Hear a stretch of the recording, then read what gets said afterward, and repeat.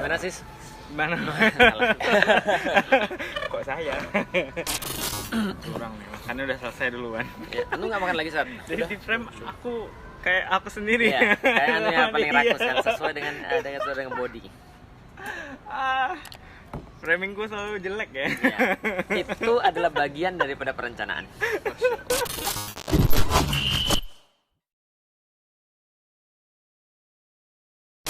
Sat, jadi gimana 2 hari di Jogja? Alhamdulillah Tat, luar biasa ya. Saya kan ibaratnya jadi kayak ini, jadi kayak ikut Ustadz kemana-mana, jadi kayak anak kecil gitu rasanya. Tapi nggak apa-apa. Bukannya tuh kemarin dibilang sangat mature tuh. Iya. Walaupun Dibilang 17 tapi kelihatan kayak 37. Boros banget. saya ngerasanya jadi 47 Tat. kalau Iya, dibilang makanya gitu. anu sama Sis ya. Kalau di foto berdua ya, Itu itu kayak- saya lebih megang lebih muda Sis. Apalagi kalau dia cukur jenggot gitu, ya, cukur kumis. Saya yakin orang bilang lebih muda Sis. lihat KTP-nya aja Tat. Padahal dia Muda. berapa umurnya tau nggak? 20 sampai 38. Masya Allah. Kok tuaan saya daripada antum? Ya, jadi gimana? Iya, jadi Jadi kayak nggak jauh-jauh, mulai ya. dari hari pertama kan ya pada saat ketemu sama Mas Yoyo, Hmm, ada Yoyo online, ada Yoyo offline. iya. Dua-dua yoyoknya ngeri ya. Dua-duanya Yoyo ngeri banget gitu kan. Hmm. Ketemu juga sama Mas. Dan kita ini ya menang dalam panahan ya, alhamdulillah ya. Iya, Menanggung kita. menanggung malu ya. Malu. Saya tuh heran ya, kenapa dalam situasi itu saya selalu nggak bagus gitu maksudnya. Jadi kalau yang kemarin panahan Tat, Ini kayaknya Ain ini Ya. kayaknya. Karena terlalu hebat gitu ya. Kalau Imam Syafi'i kan untuk menghindari Ain ya, atau supaya tidak riak ya. Beliau itu 10 panahan, 9 itu tepat di tengah, satunya diplesetin. Kalau kita satu tuh tepat di tengah, yang lain meleset, yang lain mengitari gitu. Alasannya apa? Ini adalah motif tawaf. Oh, iya. Jadi mohon maaf ya Sat ya, video kemarin nggak bisa diedit, antum hebat Nggak, kayaknya, nggak. karena udah terbukti. Ada Bukan, bukti. itu bisa di delete kan, bisa di delete kan. Sekarang itu orang itu bukan tergantung kejadiannya, tapi editornya. Maka kalau saya terlihat buruk itu adalah ulah antum. Ya gimana, lanjut. Ya mulai. Jadi kemarin tuh bisa banyak banget ngesap ilmunya dari bagaimana Ustadz bisa dibilang kayak negosiasi atau meetingnya Ustadz kayak gimana yang saya yakin kayaknya nggak bisa didapat di general gitu. Kalau makanan, Kalau makanan luar biasa Tat. Yang Ustadz ajak tuh hampir barely semuanya healthy ya. Mulai yang contoh kayak kemarin kita ke Langit, Iya. ada mie lete, nasinya pun bukan nasi yang udah di slab. Dan artian tuh nasi yang masih ada kulit arinya. Sayangnya saya nggak nyoba. ya Yang nyoba mie letek yang kuah tuh ya. itu adalah modus ya untuk supaya mau balik lagi ke sana ya. Iya. Alhamdulillah, insya Allah. Jadi terbuka semakin wawasan tentang kulineri, ya, wawasan tentang segala macam ya. Alhamdulillah terbuka kan. Yang sebelumnya saya di Bekasi tuh kayak agak muntah kayak Oh ya, memang kalau Bekasi itu apa begitu. ya, mas apa ya gitu ya. Tapi sekarang pas ke Jogja, oh I know, mas buat ini. Hampir semua orang Bekasi yang saya kenal tuh ya dia stuck kepalanya. Ini jadi kita bakal diserang orang Bekasi nih kayaknya. Terus gimana? Kayak berasa jadi kata dalam tempurung gitu.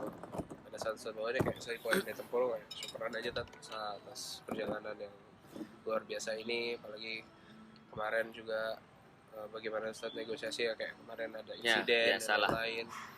Santai. Masih Tapi- sebenarnya belajar. Belajar bagaimana ditabrak ya.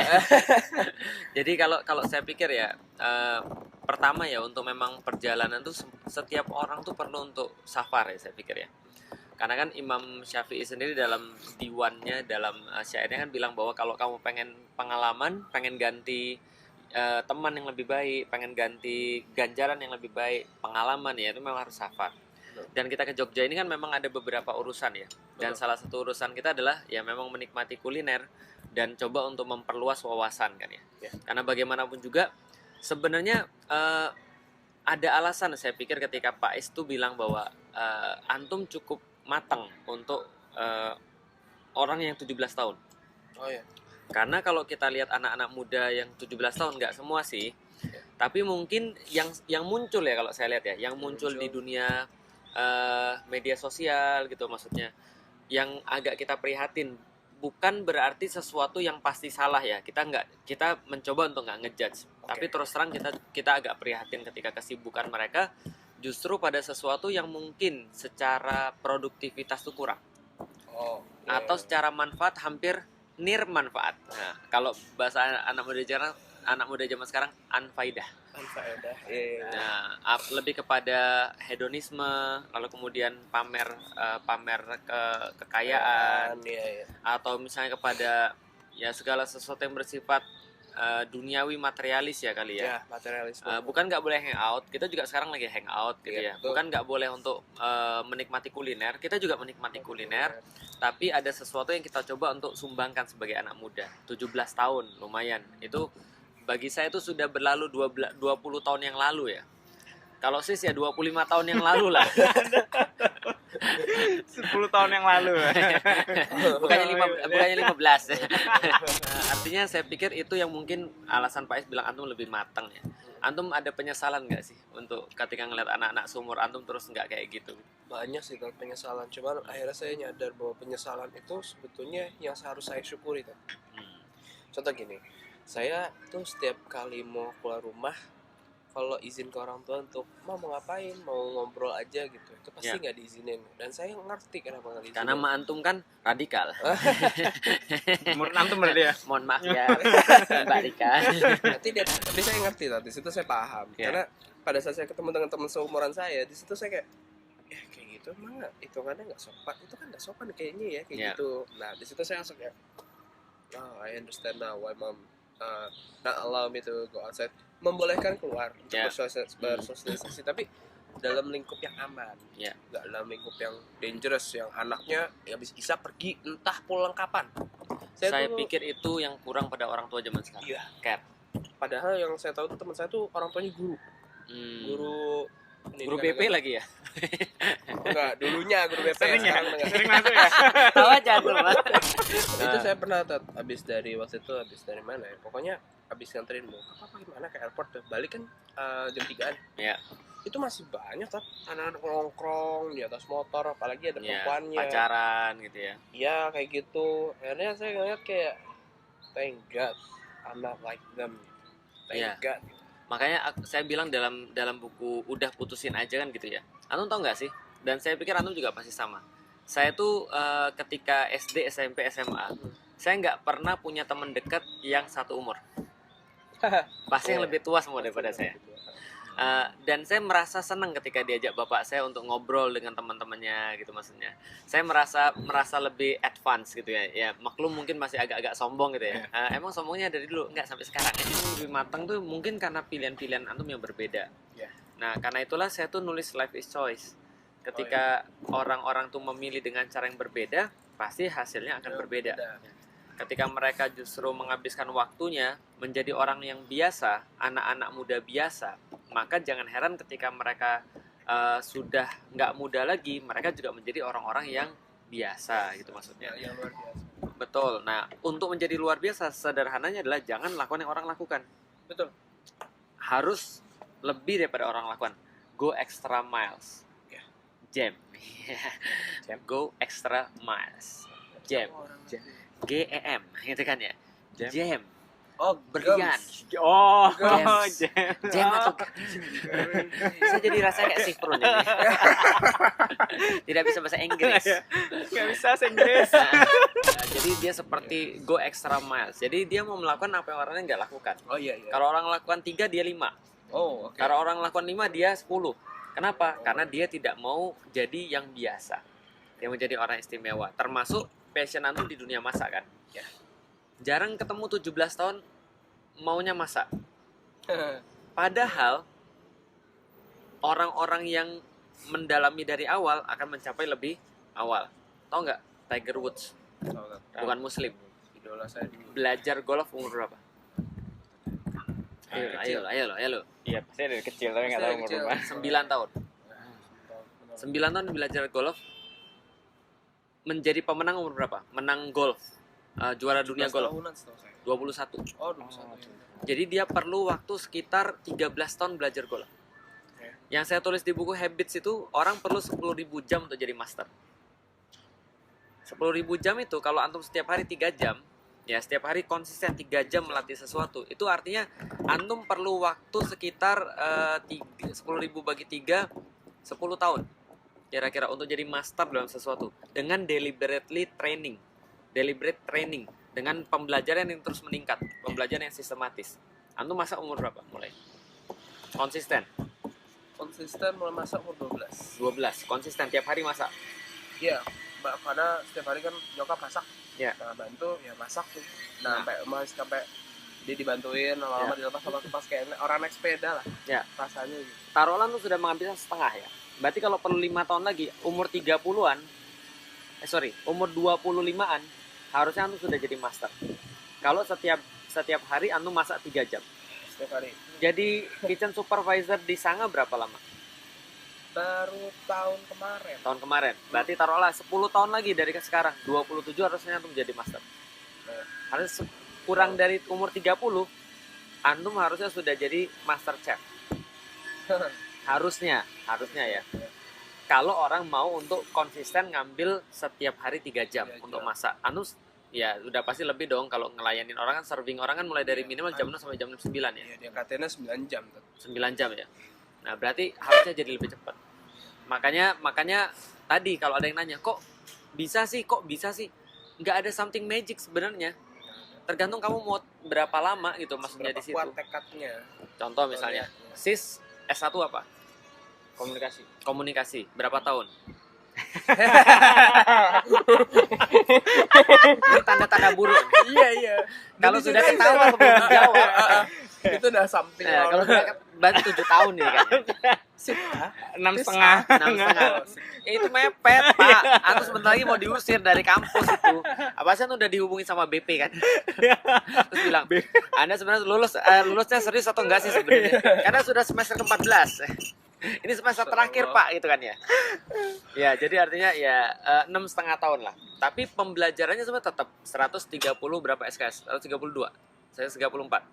Sekitar itu kayaknya udah lupa. 134 SKS. Antum tahu artinya? 134 SKS itu maksudnya apa? Jumlah jam yang kemudian dimasukkan ke dalam. Taruhlah kalau satu SKS itu sekitar 45 menit atau enggak ding, berapa pokoknya 60 menit. Coba carilah berapa menit ya. Artinya itu baru tidak sampai master. Karena harus ada 10.000 jam untuk sampai satu master dalam satu titik gitu loh maksudnya. Saya pertanian. Tapi lebih 4,5 tahun. Lebih bagus daripada antum kan. Dan IPK-nya 3,2. 3,4.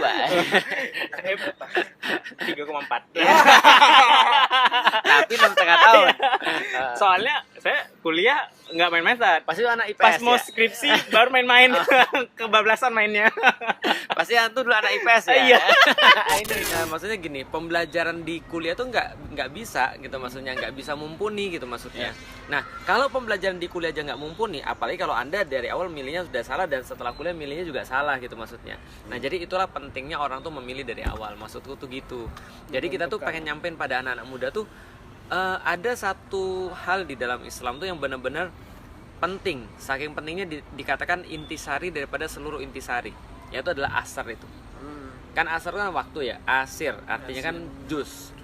Peresan. Antum pernah meres kelapa? Buka kelapa kali. Peres kelapa pernah? Santan. Oh, santan. Antum pernah lihat olive? Virgin olive oil. Virgin olive oil sering. Kenapa dikatakan virgin? Ada yang tahu? Belum nikah. Bukan ya? Susah mengajak ngomong orang yang IQ-nya di bawah. Menurut orang-orang pemerasan olive oil, saya nanya mereka, apa sih yang dimaksud dengan virgin olive oil? Emang semua perasan kan perasan? Iya, Ustaz. Tapi dia bilang gini, kalau saya nggak salah ya, itu kalau saya salah berarti salah yang ngasih tahu saya. Dia bilang, ini adalah peresan pertama. Kayak santan itu ya, walaupun dia sama-sama diperes, tapi peresan pertama itu selalu yang paling murni di antara yang paling murni. Ya. Peresan pertama, belum ditambah air lagi, belum peresan kedua dan seterusnya. Ini yang pertama kali keluar. Nah, itulah virgin coconut oil. Oh iya. Jadi yang peresan pertama. Jadi ibaratnya gitulah ibaratnya. Pokoknya yang paling bagus di antara yang bagus. Nah, di antara seluruh jus atau seluruh intisari kehidupan, Allah katakan al-asr adalah waktu. Penggunaan terhadap waktu itu akan menggunakan siapa Anda. Akan mendefinisikan siapa Anda. Berarti kalau saya sis megang kamera nih, terus-menerus, deliberately, dia belajar terus sesuatu teknik yang lebih tinggi, lebih besar, lebih bagus, dan seterusnya, maka 10 tahun dari sekarang dia akan jadi master of kameraman. Sinematografi. Ya, sinematografi. Harusnya ada karya pada dia yang lebih baik daripada sekarang.